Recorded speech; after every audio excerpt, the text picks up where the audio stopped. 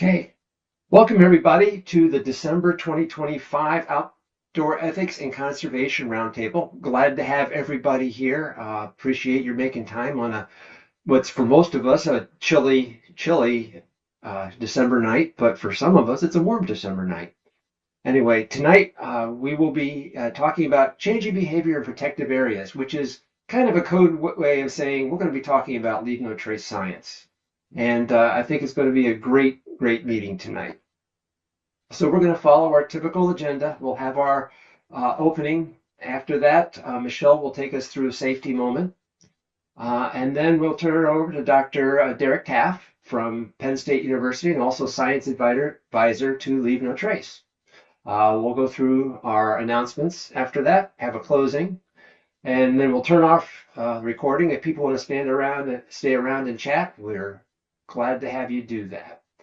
So with that, we're going to start with Pledge of Allegiance, Scout Salute. I pledge allegiance to the flag of the United States of America and to the republic for which it stands, one nation, under God, indivisible, with liberty and justice for all. 2. And Scout Sign, the Scout Oath. On my honor, I will do my best to do my duty to God and my country and to obey the Scout law, to help other people at all times, to keep myself physically strong, mentally awake, and morally straight. The Scout law. The Scout is trustworthy, loyal, helpful, friendly, courteous, kind, obedient, cheerful, thrifty, brave, clean, and reverent. And we'll talk the outdoor code. As an American, I will do my best to be clean in my outdoor manners, to be careful with fire, to be considerate in the outdoors, and be conservation minded. Thank you, everybody. With that, Michelle, can you talk to us about trip planning, please? All right. So I wanted to talk a little bit, since we're talking about changing behavior. One of the best ways, of course, is to plan ahead and prepare. And so I want to talk about the importance of trip plans. I know there have been quite a few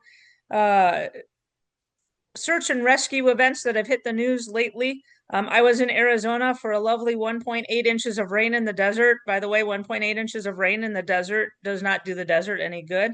It does, however, cause lots of search and rescue and water rescues. So I wanted to talk a little bit about the importance of trip plans to get started tonight. So next slide.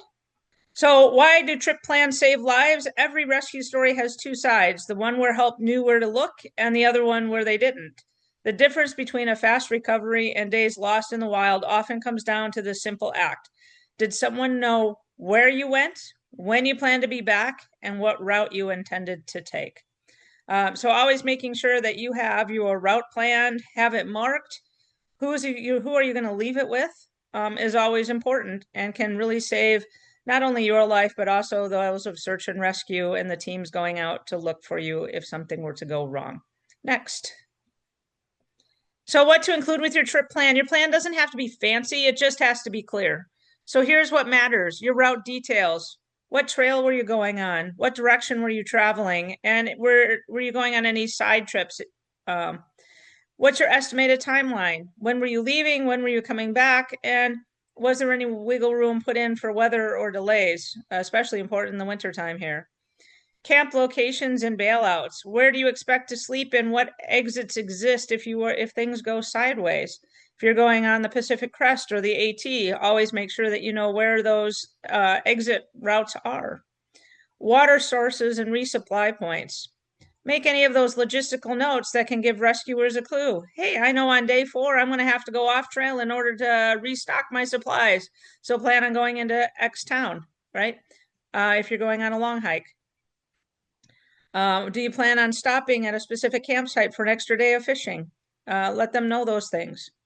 And emergency contacts. Who to call if you miss a check-in, plus your own ID info stashed in your pack. If you're going on a water trek, the U.S. Coast Guard has this great float plan that I included a link for. Whether it's a canoe trek, a sailboat, a kayak, any of those types of things, just filling out that Coast Guard float plan and turning it in to someone, whether you leave it at home or give it to a park employee when if you're staying at a national park or a national forest is really helpful for those float plans. Same thing, NPS has an article about hiking safety that includes who you could give your trip plan to. I know if you have a backpacking permit, you have to file a trip plan with NPS or Forest Service. If there's other parks that you're in, do they have a place for you to file a trip plan, or do you just need to leave it back at home with someone? It is not helpful if you take your trip plan with you and don't give it to anybody who's not on the trip. So plan, prepare, and prevail.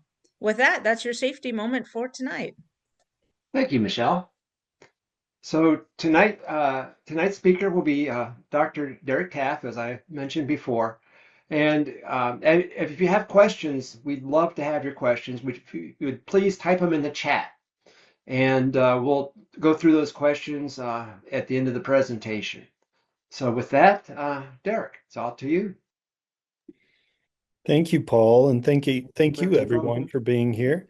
Well, I'd just like to start off by saying thank you. My background was as a park ranger and as an outdoor recreation manager, and then I fell in love with Leave No Trace along the way as I truly saw the positive changes that these educational principles can make. And I would say that the Scouts, above anyone else, particularly in the US, have made more of a positive impact embracing Leave No Trace and related behaviors and educating others in this space. So I'm honored to be here today or tonight, I should say, and I'm excited to chat with you about some recent research in this space. So I'll start out by saying, a really great thing, but I would say that land managers don't always perceive this as a great thing. And that's that we've got a lot of people recreating outdoors now. Amidst the pandemic, we had done some national work, and these trends align with global research in outdoor recreation as well. We've got, just from the pandemic, a 20% increase in outdoor recreationists. And there were a lot of folks that predicted that that would just be a dip as a relation to the pandemic, but it's not been the case. It's continued, and so this was Leave No Trace research facilitated by the organization with a national panel amidst the pandemic, and what has happened since then, we've taken those numbers and continued to work with other industry partners in the outdoor recreation space. The Outdoor Industry Association now suggests that in 2023, we had an additional 4% on that 50%, and then last year, an additional 3%. So we're almost at 60% of the US population considers themselves now an outdoor recreationist. I think this is a great thing. I'm based in the College of Health and Human Development, and I want everybody to experience the health benefits of the outdoor spaces that we covet here.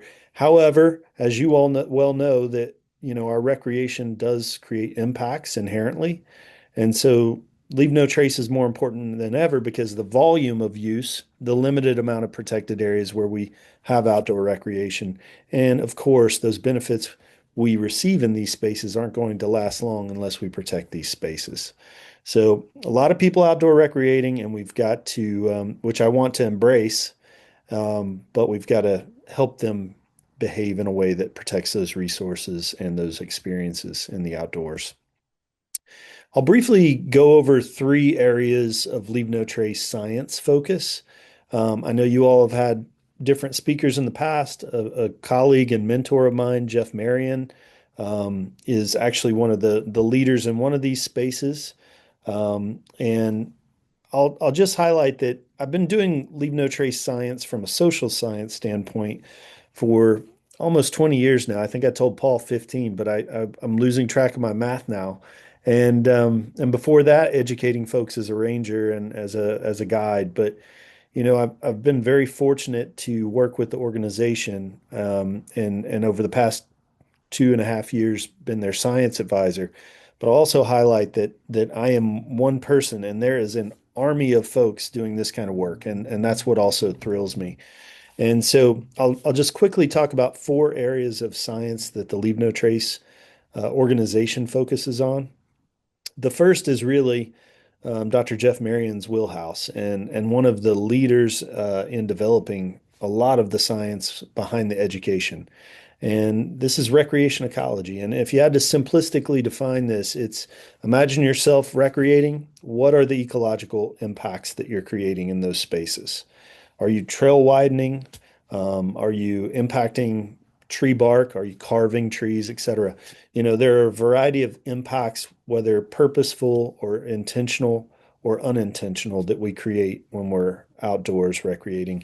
And this one is simply not necessarily looking at the social science side, but how we impact our natural environment through recreation. And Jeff and colleagues have really carved this as a discipline, and it's extremely important to measure our impacts and longitudinally measure it over time. And this is really my area, which is social science. If you had to kind of narrow my area of expertise, it would be maybe psychology, sociology, and then natural resource management. In many sectors, it's called the human dimension side, but it's really how we think about things and how we behave and why we behave in those ways. And ideally, if we compare the recreation ecology with social science, we've got the full picture, really, because we can think about interventions that change human behavior, and I'll circle back to that in a minute. A third piece, and I really feel like the Scouts have done already and have great potential to do more in the future, is citizen science, because I would say that you all are out in the outdoors as much as anyone.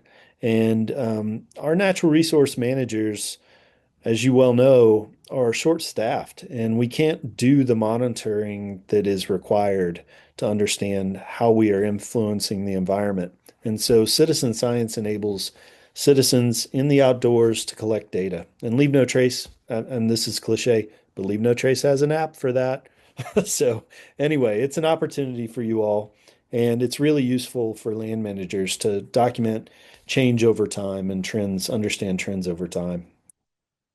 The final is things that providers do. So Leave No Trace providers like level two educators, level one educators like the Scouts. I think you all are currently a level two provider, I believe, and many of you are level two certified, what was previously master educator. These are internal evaluations. How is the education influencing you? How are you influencing your participants? How are you influencing your Scouts? And these are really important as well to track changes, to track opportunities for improved educational delivery from the organization. And so they care about that as well. And this is a hideous graphic. I won't go through much detail here, but what I'd like to highlight is that all of these have three really important components for Leave No Trace. It's marketing and communications, which they're always striving to in a very social media driven world, but it's got immense educational outcomes. We want the science to inform the educational outcomes. And then for, finally, as scientists, which I'll share with you shortly, we have a suite of scientists working on these topics. We care about the science. We're science nerds. We want to understand this. So it's really useful to think about it in these ways. And all four of the areas have immense power to influence how we educate folks through Leave No Trace.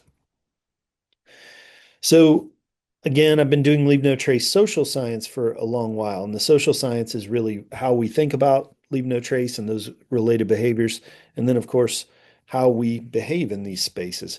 And I'll say that we don't always do what we say we're going to do, and that's just a little foreshadowing for you.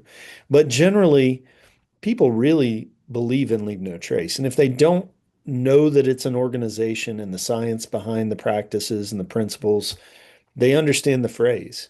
And so they generally, through a variety of, I tallied this up. We've got input from about 25,000 individuals across the US and some global studies going on right now.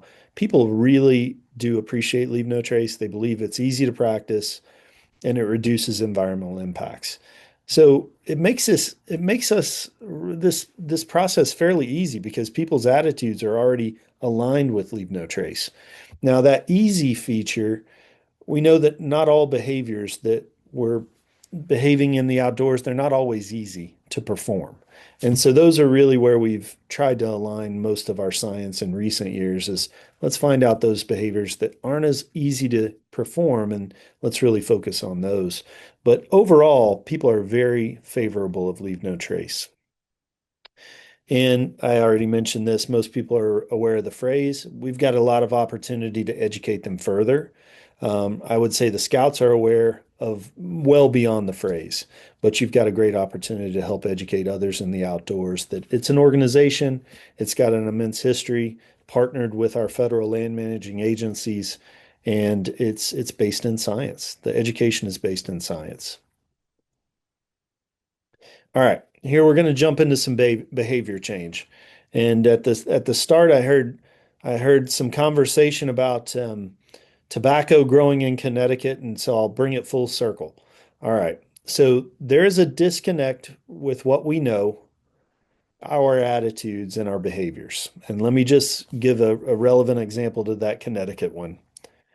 And I typically ask folks to raise their hands, but in a Zoom format, I'll just let you think for yourself. I would be very confident that 100% of you would suggest that you know that smoking is not good for your health. But I see people smoking every day or vaping on this college campus constantly now. It's evolved to that. But we know it's not good for us, right? But people still do it. Now, on a personal level, I know that donuts are not necessarily good for my waistline, but I love the taste of donuts. So I know they're not good for me, but I have a really positive attitude toward the taste of donuts. And this is often the behavioral disconnect that we struggle with.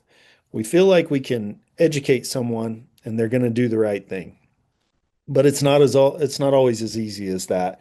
And so we use a lot of theory to help us test messaging and educational messaging to really see what is going to move the needle on behavior, particularly those difficult behaviors.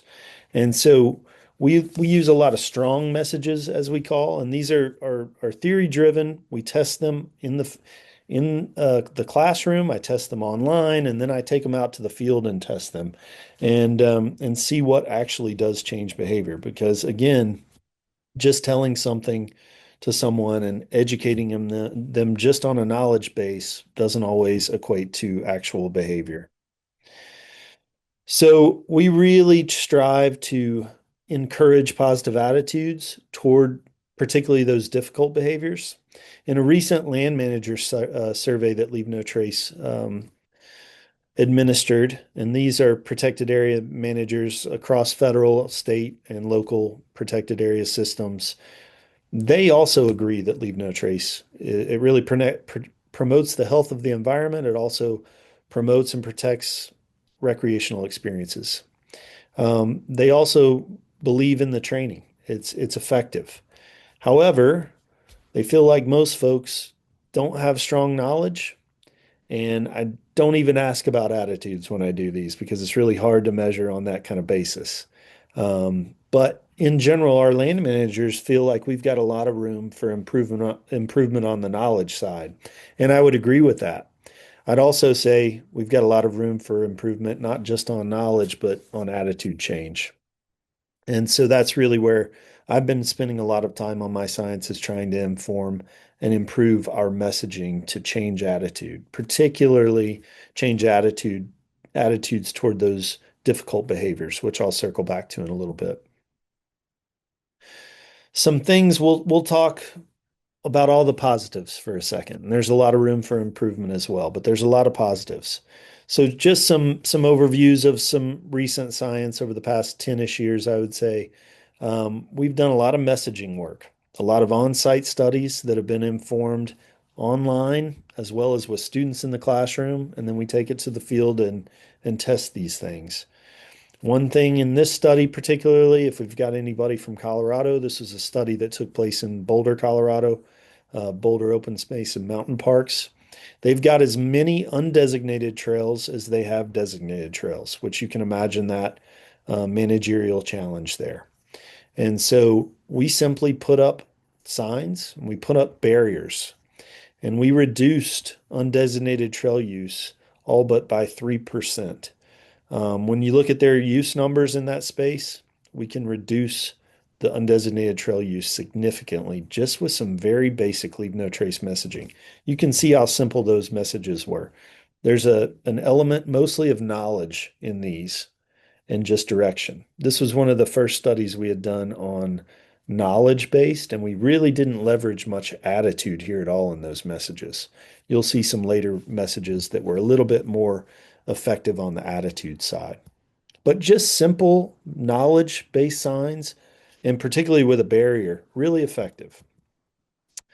If I've got anybody in the greater Yellowstone region, we've done a lot of work on the human dimensions of wildlife and wildlife impact issues taking place. We always see these in the media. Leave No Trace is frequently contacted by media around these topics. I think I've got an image somewhere in here where the baby bison was put in the SUV a couple of years ago because they thought that the mother had abandoned it. And this is a systemic issue. We see it often in areas like Yellowstone with these megafauna that are so popular, but it happens and affects everything from small animals like squirrels being fed. And so we're constantly trying to change behaviors with regard to what I would say this is a difficult behavior. There's two, I'll mention this in a moment as well.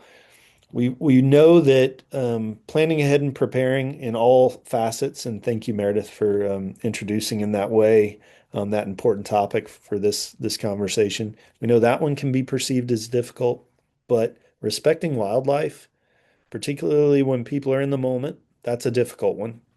And disposing of waste properly, we found that that one is also a more difficult one. And so when we can leverage these attitudes and make things easier for folks to behave in a way that's going to protect these resources, that's really where we want to focus our efforts. We tested Leave No Trace effective messaging and paired it with a variety of existing Park Service messages. And in this particular study, Yellowstone allowed us to put out life-size cutouts of bison and elk.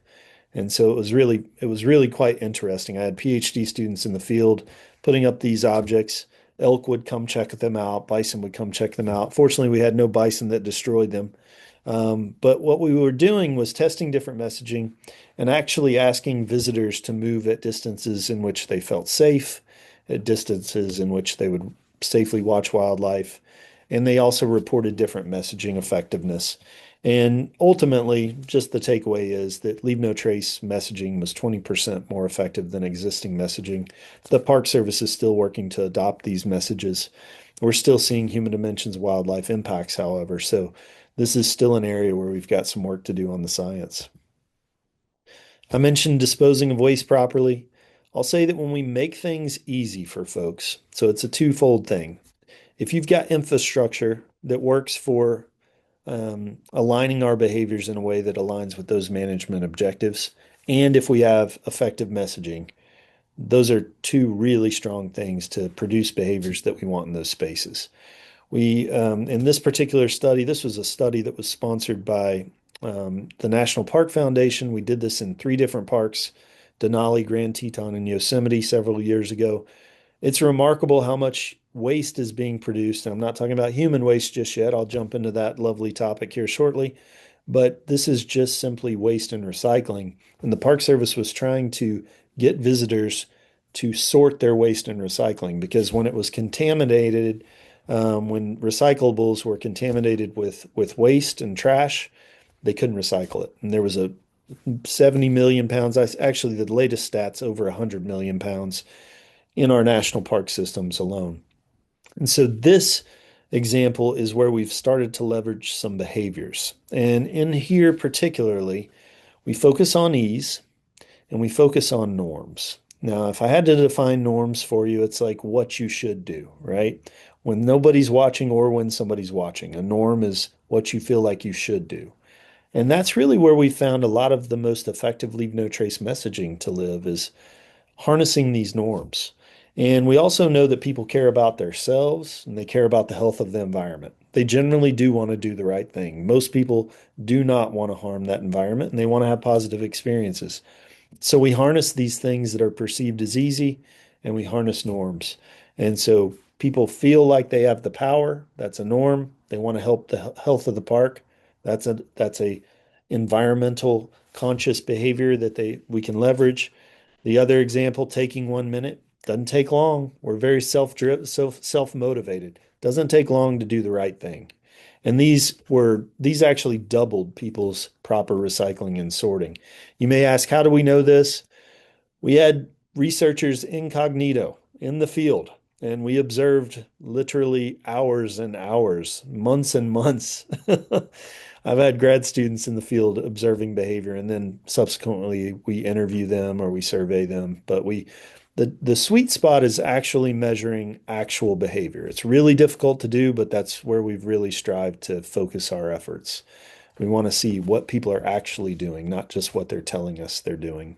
We've done this with pet waste management. We've done this in a variety of contexts. Leave No Trace has also shifted to our everyday behaviors. And we've been studying this in more recent years because there's a concept known as in psychology known as behavioral spillover. And it's where you learn one concept in one space and then you might behave in that way in another space. And so perhaps you learn about Leave No Trace in the parks or in the outdoors, and then you take those ethics and those behaviors at home, or vice versa.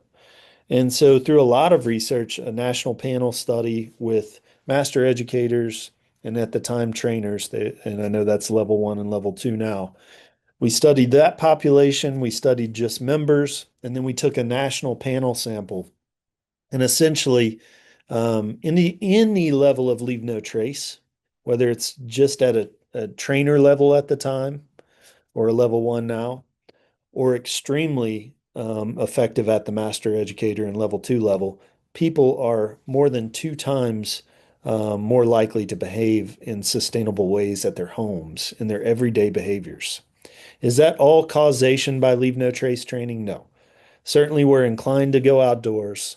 We're inclined to behave environmentally. Probably, if you're in the Scouts, you are.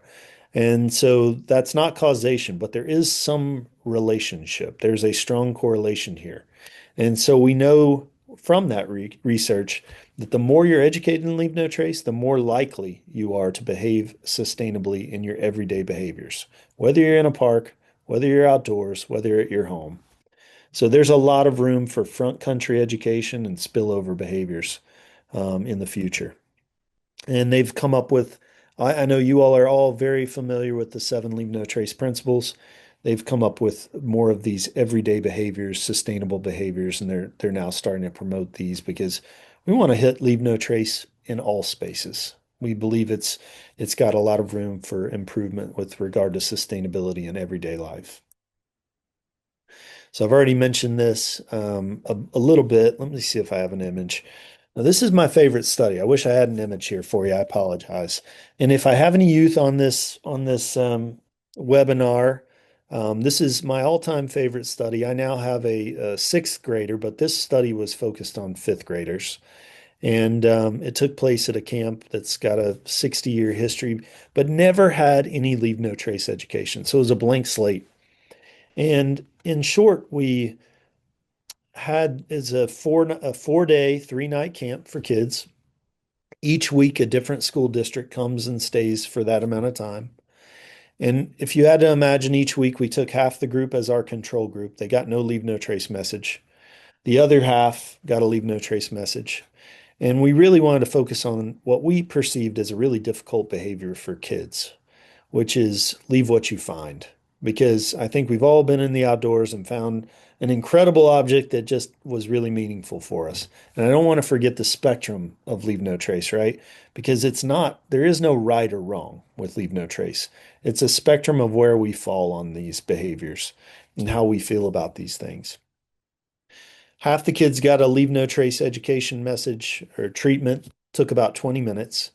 And on day 3 of their experience at camp, every kid goes and digs through soil and documents their soil findings through the different layers of soil. We pre-planted very attractive objects, pyrite and trilobites and arrowheads. And we observed the kids. And as you would imagine, kids found these objects and loved them. And we also documented what they were saying about the objects at the same time. And really, what we know from this study, just the takeaway, is that we reduced take of these objects by about 11%. It wasn't statistically significant, but it had significant meaning behind it. Particularly because a lot of the kids, what they were suggesting, those that found it, talked about and that had the leave no trace message or treatment. They talked about aspects of equity. They talked about we want others to be able to experience this. I want to take this to my teacher so they can show other kids about this. On the other side of things, the control group, we had some really hilarious quotes. One that sticks out to me the most is a kid that found it and found a piece of pyrite, fool's gold, and said, "I'm going to go sell this on eBay." And then there was a little bit of argument amongst the group between that. So what we do know is there's a lot of room for youth. So I'm so glad to be chatting with scouts and educators in this sector tonight because this is an area that is still understudied, and there's a reason for it. It's tough to study kids, and there's good protections behind that. There's a lot of room for improvement though with regard to nature connection and educating folks in leave no trace. One big takeaway with that particular study, the kids that got the leave no trace message about leave what you find actually reported higher, significantly higher nature connection than the kids that didn't get that leave no trace message or treatment. That's a major win for leave no trace and so much room for opportunity there. Sorry for that long-winded one. I just love that study so much. We've also moved into specific behaviors, and I know the scouts do a ton of climbing and opportunities on rock, such as bouldering. They've really moved to activity-specific educational strategies. This is one example. I had the pleasure of doing an early study on bouldering in 2015. Leave No Trace created specific principles and also started to partner with aligning organizations like the Access Fund as well as outdoor industry and promoted and created Leave No Trace bouldering specific educational messages. I was able to revisit that study 8 years later, do the same study with the same population in the same location, and I saw significant change. So we know that there is effectiveness with our educational messages. And so if we can understand these attitudes, then leverage them and understand how to educate around that in a way that influences our behaviors, we can be effective. Disposing of waste properly, also human waste. I've already talked about recycling and waste disposal. But this is a very, very difficult topic. And if you talk to a land manager in a busy area, this is a topic they are dealing with. And this is not just a domestic issue. This is a global issue. And so we've started to tackle this. I have a student right now working in New Zealand, but before that, they were in Rocky Mountain National Park, Mount Elbert in Colorado, and Grand Teton National Park studying these topics. We're working here on the East Coast on these topics as well, because in different biomes, our waste degrades in different ways and at different rates, and it affects our ecosystem in different manners. Not only is it unsightly, we don't want to see it, we don't want to experience somebody else's human waste. It's very impactful to our health and the environment health. So this is a topic that Leave No Trace has really been focused on of late, whether we continue to promote cat holes or whether we promote carryout strategies. And the cut of this, and I'll maybe answer some questions around this topic, it depends. It depends. But in most areas, we're seeing that carrying out strategies are being more and more a normative adopted behavior. And as our norms shift, our attitudes change toward carrying out something that maybe we once would have been disgusted by, we have more opportunity to encourage that behavior. Cat holes still work. Cat holes are still effective. It just depends on the biome and it depends on the amount of use happening in that space.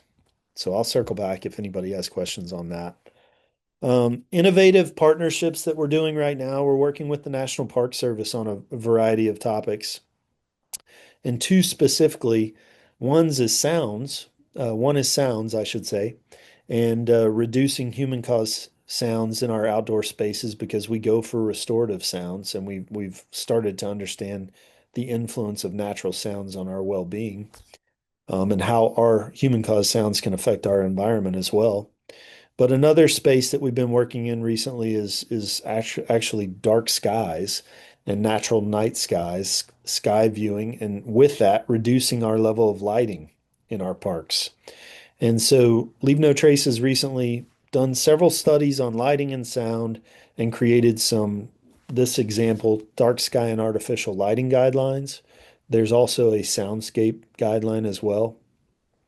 And this goes from everything from your RVs and turning out lights or changing lights potentially to shutting your blinds at your home environment to simply using a red setting on your headlamp. And I'll just cut to the biggie findings that we've found in partnering with our ecological scientists. Amber and red lights are much more wildlife friendly. For most like 99% of our wildlife, amber lights or red lights are much more wildlife friendly. However, at current industries, headlamps, for example, are not necessarily great for our vision, particularly seeing shadows or seeing different contours. Like, let's say we're hiking or climbing at night, the amber lights aren't quite there with the technology yet, unless you're buying a very expensive headlamp. But we have started to work with the outdoor industry on this topic. We did a study with Petzl. Petzl was a partnership in Grand Teton where we were working with climbers that were having alpine starts or 1 a.m., 3 a.m. starts to get up the mountain, and they needed light. And so while we want to be ecologically friendly, we also, of course, want to be outdoors and recreating. So this is a space where we can educate, we can change attitude, but industry also needs to catch up a bit. Upcoming work, we have started a research grant program, and we have a number of scientists. I'll show an example of that in a second, but we're working certainly across the US, but also globally. As I mentioned, I've got a student in New Zealand right now at Abel Tasman National Park working on human waste management.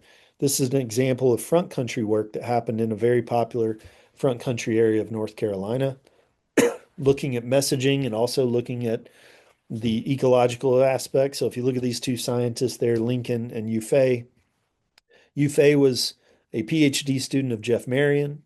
Lincoln is a social scientist like myself. The beauty of their work, circling back to the beginning of my presentation, is that they've also looked at both social and ecological impacts associated with Leave No Trace and how we can mitigate those. Excuse me. A recent study that took place with Soundscape, and I mentioned this Soundscape guidelines. This is a paired ecological study as well, where we implemented these guidelines at a park and then determined if it actually reduced human-caused sound levels. So they have sound monitors in the field. They measured the impact on the ecological side as well as the human side, the visitor side, and saw if Leave No Trace Soundscape guidelines partnered with the National Park Service were effective. This study's still being analyzed currently. This year, the Leave No Trace organization also started to work on trailhead signage design. And so Jeremy Shellhorn's at the University of Kansas, Will Rice is at the University of Montana. They did a very innovative study in Colorado in a national forest area where they had a variety of graphic designs, leave no trace messages, all kinds of things that you might imagine on a trailhead.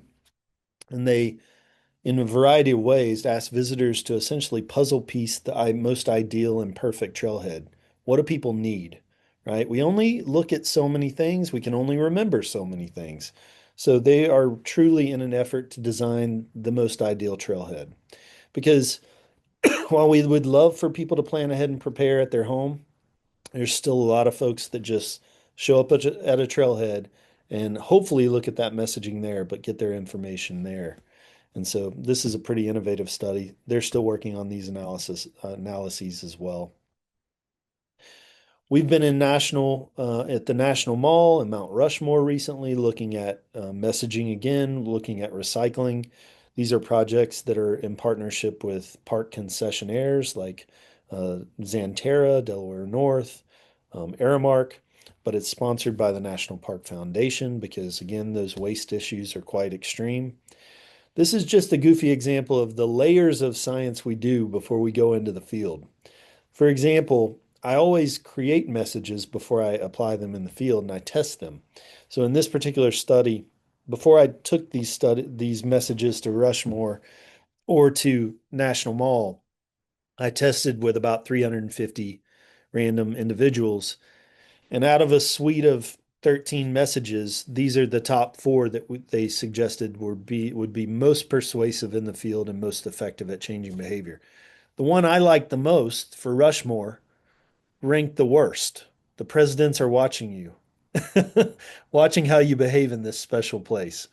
That one actually got the worst rating. So this is again, I'm not always the expert. I can craft these messages, but we must test to see how effective these things are. This has been a really enjoyable study. We're back in Yellowstone area working with wildlife guides as well as visitors.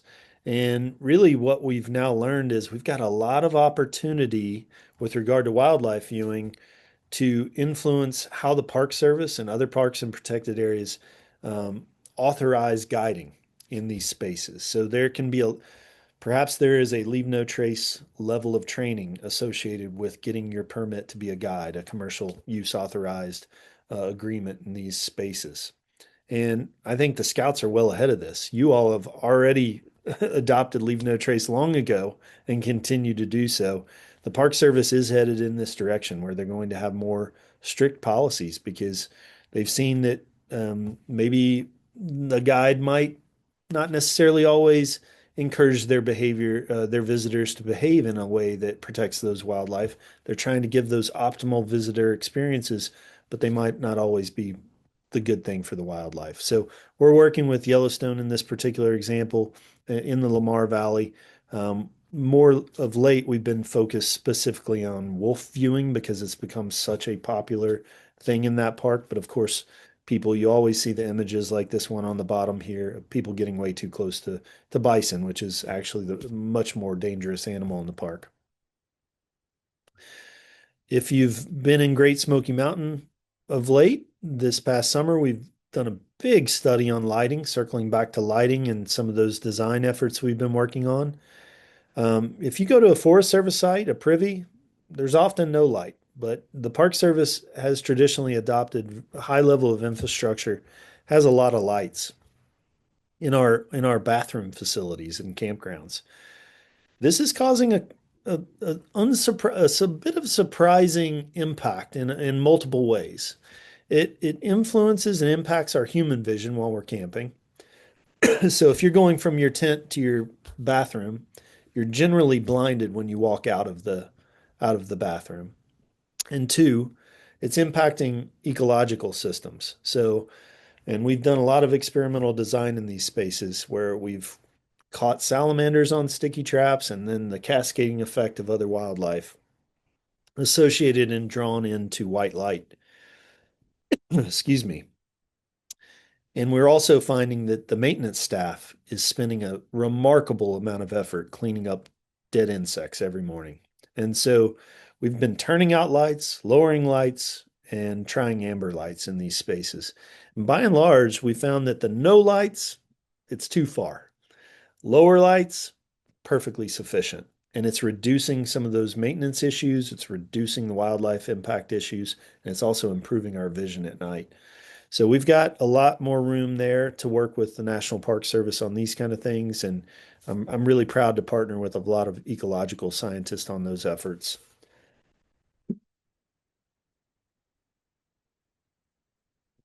As I mentioned, this human waste issue is a global issue.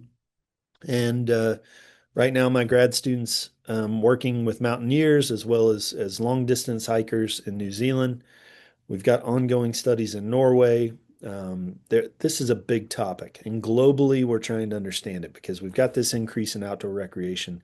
We all have to use the bathroom. So, how do we deal with this in these variety of spaces? And so, this is an exciting area that I think we've still got a lot of room for work on and a lot of room for implications coming out of current research.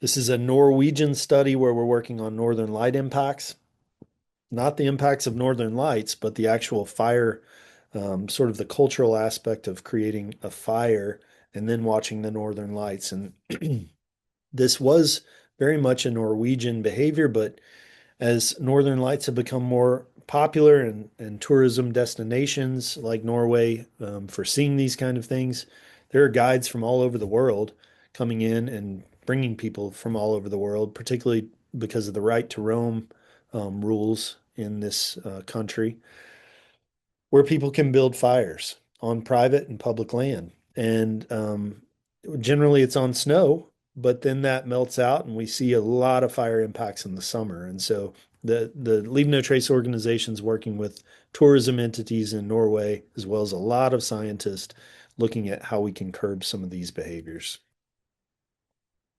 I mentioned I've given you a suite of research that's happening here. We've got over 30 Leave No Trace scientists working on these topics. As I mentioned, I'm a social scientist, but you've got ecologists here, you've got recreation ecologists, biologists, a variety of folks working on these topics, and we continue to grow. And if you are into science, let me know. We'll add you as well. We've got a research agenda that's now in year two and about to be year three. And we're continuing to work on a variety of topics. These are focal areas, but we're not just focused on these areas.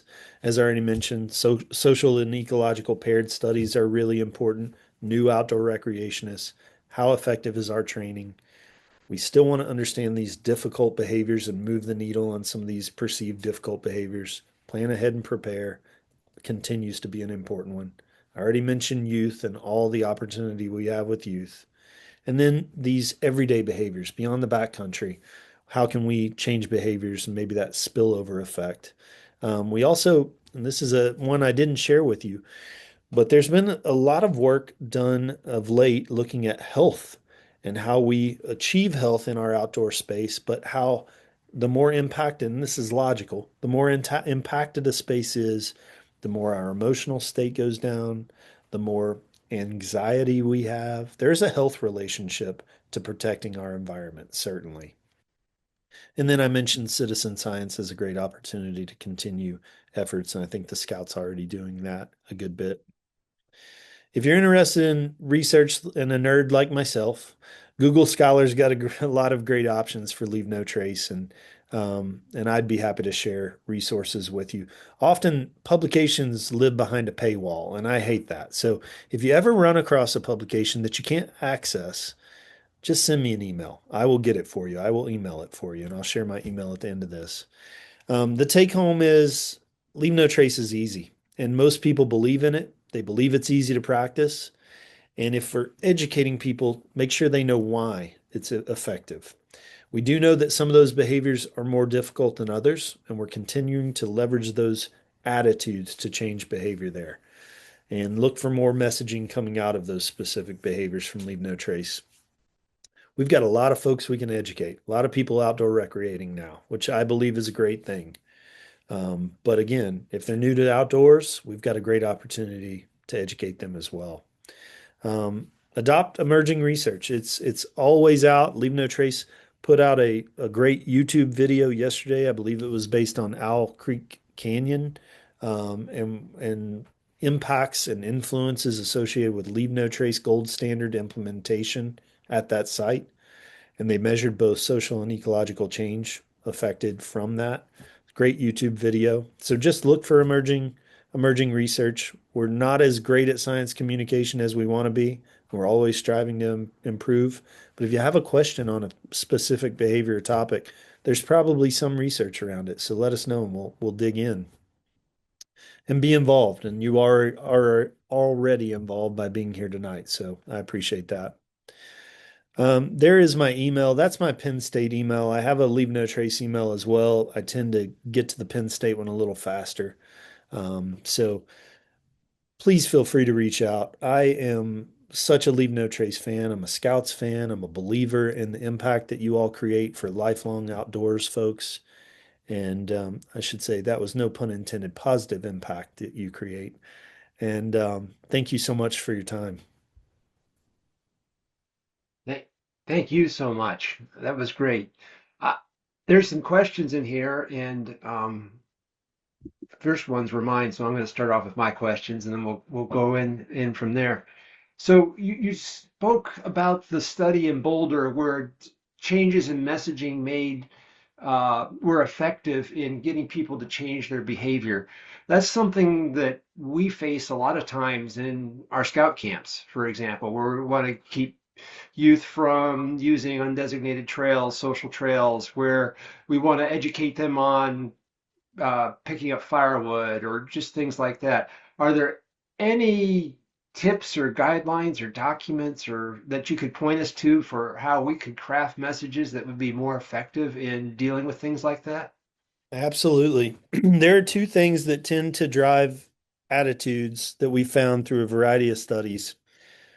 So we're fairly selfish. We are. We want to be in the outdoors for a variety of reasons, and we're drawn to those things, but we also care about the outdoors. And with that, being wildlife.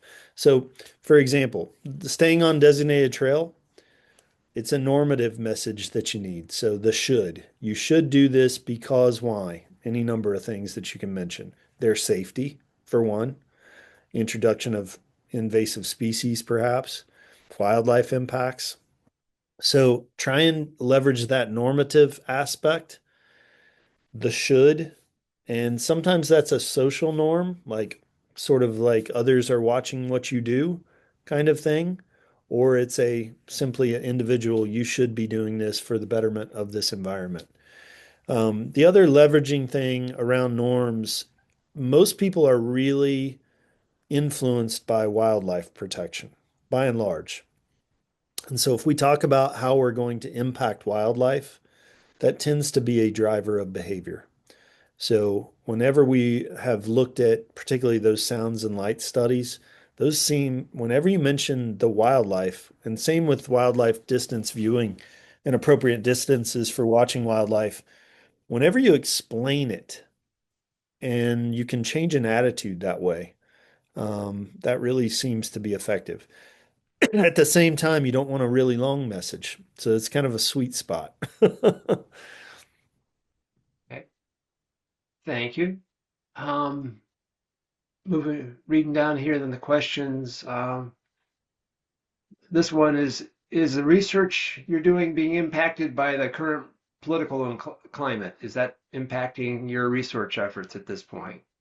A bit. I would say that grants and funding have slowed a little. We have a number of projects that were simply on delay with the government shutdown because of our colleagues that were facilitating that work, of course, weren't working at the time. I had three Park Service meetings today, though, and people seem to be doing well and trying to do the best they can. Some of the reduction in staff has affected on the site, on-site management of spaces. Um, as far as research, I think um, I don't think it's necessarily slowed. I think we've just pivoted a bit. Given the volume of outdoor recreationists, we can't slow. We need to keep this moving. Thank you. Um, I think you pretty much addressed this question, but I'll ask it again because there might be more to the answer. Other than the Leave No Trace site and the Google Scholar, are there any other good places to find the recent and maybe even some older research? Those are the Yes, best yeah. ways to go. The website is certainly the best spot. But I'm happy to be a resource for you. I love getting Leave No Trace related emails, and I certainly will spend time on that. Um, The website is a good resource though, because they've got a repository of old studies that have taken place since the since Leave No Trace became a nonprofit organization 30 years ago, all the way up to recent stuff. And then Google Scholar, they do tend to be the fastest. Whenever we get an actual publication come in, I get a Google Scholar alert right after I get a publisher that tells me that the paper's been published. So it's remarkable how, frankly, how good that is. So simply Google scholaring Leave No Trace will yield quite a lot. Some things you don't want, like murder mysteries and things like that. So you have to be Yes, specific, but yes. thank you. Where can we find Leave No Trace guidelines for suburban nature preserves? Suburban nature preserves. So I would think that that would probably fall mostly under their front country guidelines, and that's evolved a little bit of late. But if you need some specifics, I can get you in touch with folks at Leave No Trace to get you some materials on that. But I think their front country materials are probably closest aligning on that. All right. These, I think, are more comments than questions, but I'll read them. Recent issue in the last few years has been residents dumping exotic animals like pythons and bearded dragons and such. Um, I don't know. Well, I That's so mean, much a question, but yeah.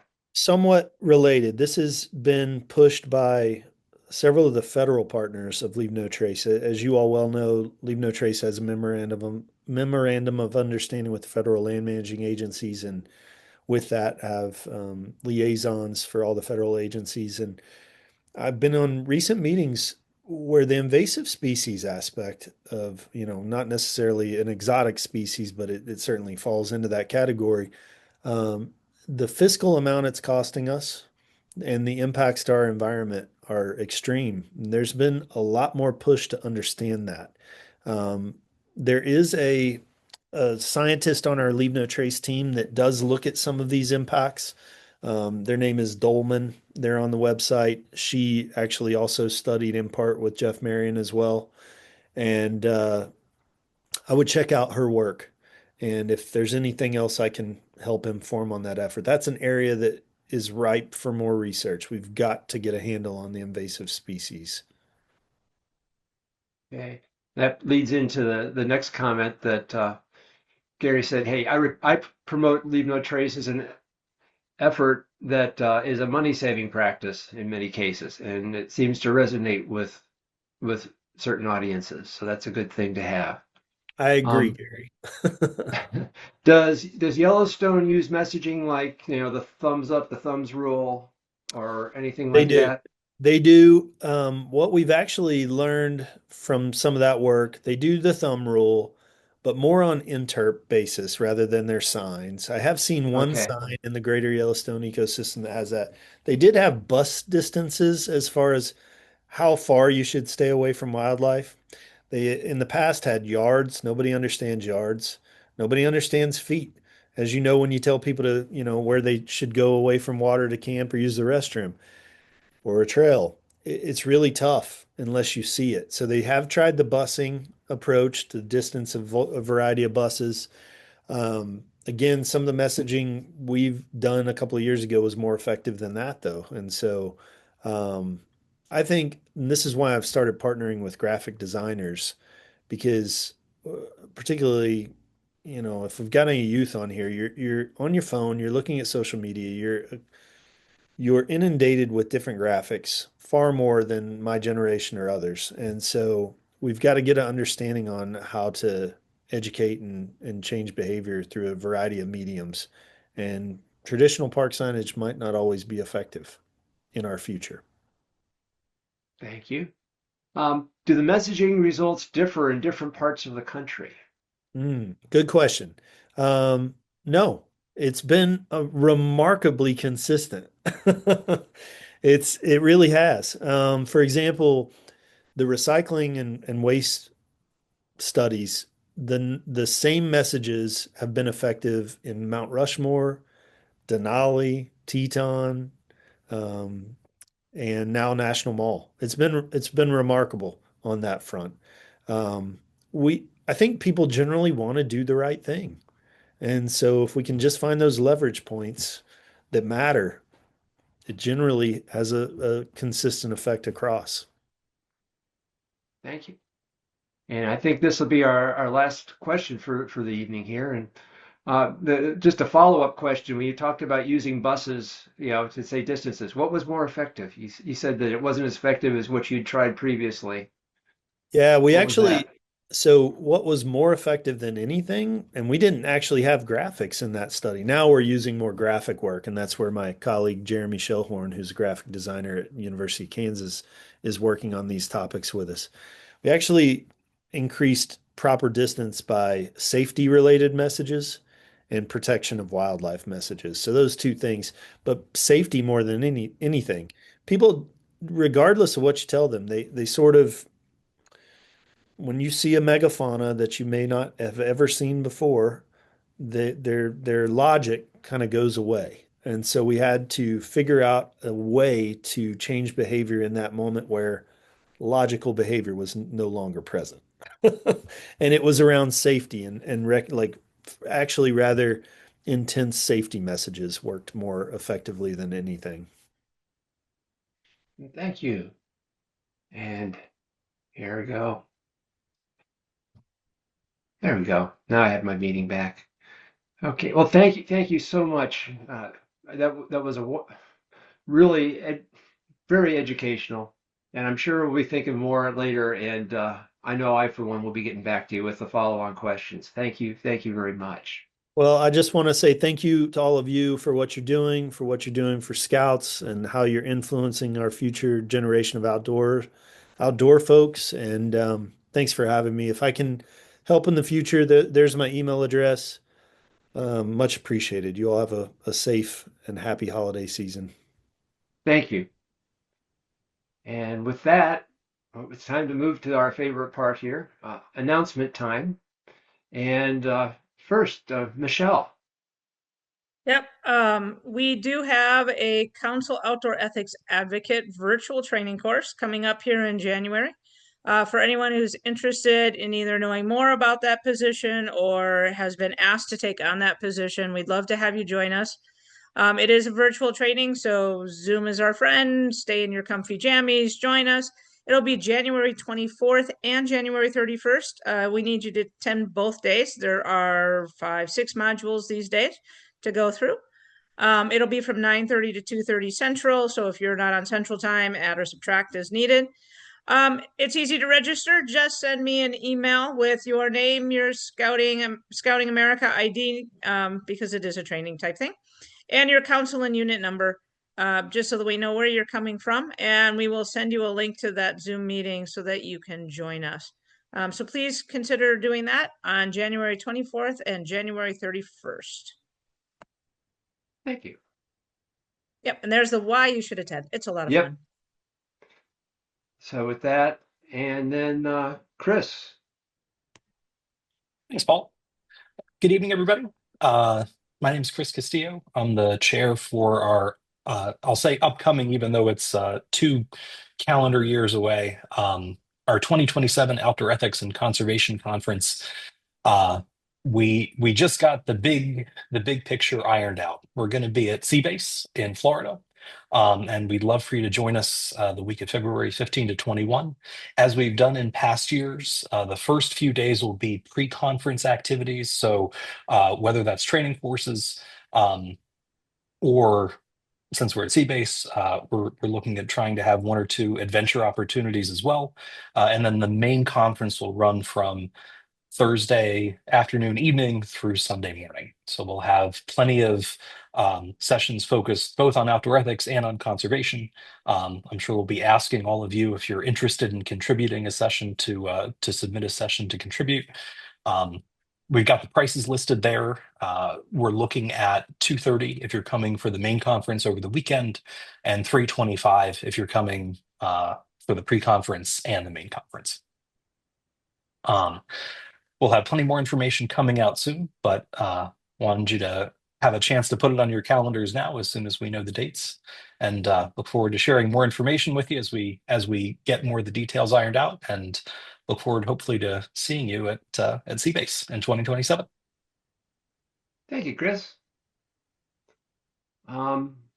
Just well, I lost the chart there. So right before this, pretend that you saw a chart with our um, level 2 courses planned for next year. So we have 5 level 2 courses planned right now, and encourage you to encourage others to go to those classes. It's so important that we have level 2 trained scouters across the country, and it's probably one of the best, if not the best class that you'll take in scouting as well. So encourage you to do that. If folks in need of financial assistance, it is available through the Dan Howell Scholarship, and information on that is posted on the website as well. And not to forget, Scouting for Clean Waterways is still underway. And do sign up to keep updated. I know for most of us it's getting to be cold weather now, but it's also the time of year where you're starting to plan activities for the next, spring and summer. So include this in your plans as you're doing that. And another thing about Scouting for Clean Water, it's a great outreach opportunity for your unit to reach out to the communities. It's so important that we reach out to the communities and get community involvement with what we're doing. That's how people will learn about Scouts. That's how we recruit. So this is a great opportunity, and don't hesitate to pass that on to the units in your councils. Finally, as always, I'm asking for photos. I never get enough photos, so please send some photos, and we'll update some of the ones that are in the slides here. So, And just Paul, I do have an announcement. yes, sir. Okay, this is Marshall speaking to all. We have some important and exciting news. The summit has just announced their very brand new program called Conservation at the Summit. It will be a week-long conservation program where we will be doing training similar to what we have been doing at NOAC over the last several years, which will involve some outdoor ethics training, trail building training, and then they'll be off on service projects. There'll be the opportunity for some recreation at the summit. It starts, the first course will start the first week of June this year. The cost will be $350 for youth. The age will be starting at 13. It's a little bit different than the ROCKS program at Philmont, and hopefully that will encourage people to do that longer program at Philmont.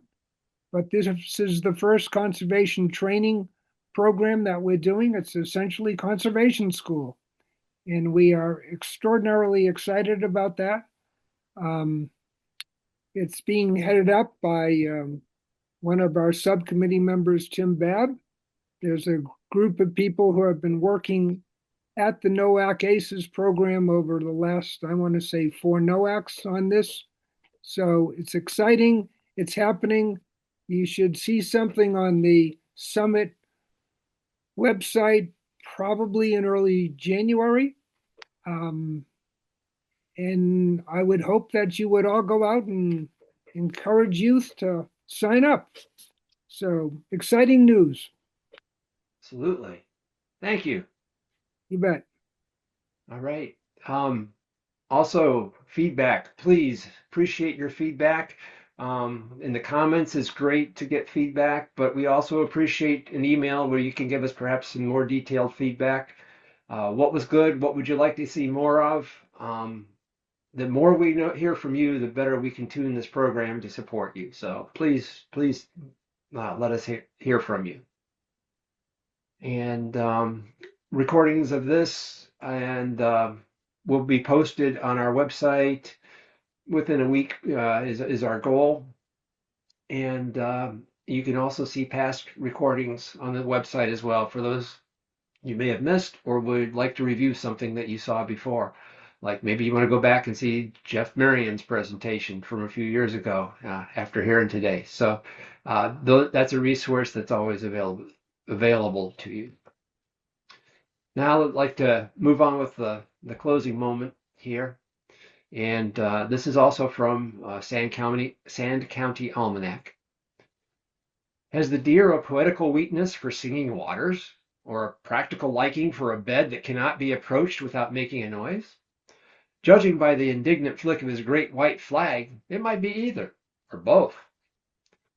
So think about that. What we're talking about here is, animals kind of play by some rules. There's some rules. And so when a deer wants to look for a place to lay down, well, what are the rules? What would a deer be looking for? What would make a good place for a deer to lay down? Why would that be a good place? So have those discussions with your youth. Go and find a question like that and just say, yeah, what are the rules for this animal? What are the rules for this plant? Why is this a good place for this plant to grow? Great opportunities to just on the spot do a little bit of outdoor ethics and conservation education as you do that. That's it for this evening. Thank you so much, everybody, for attending.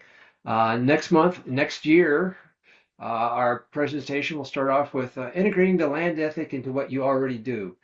I think many times we just don't take that last half step of putting the land ethic into our education and just enriching our education so much more. And we'll investigate that and ways to do that in our January roundtable. Well, thank you, everybody. Have a great holiday, and I look forward to seeing everybody in January. Bye now.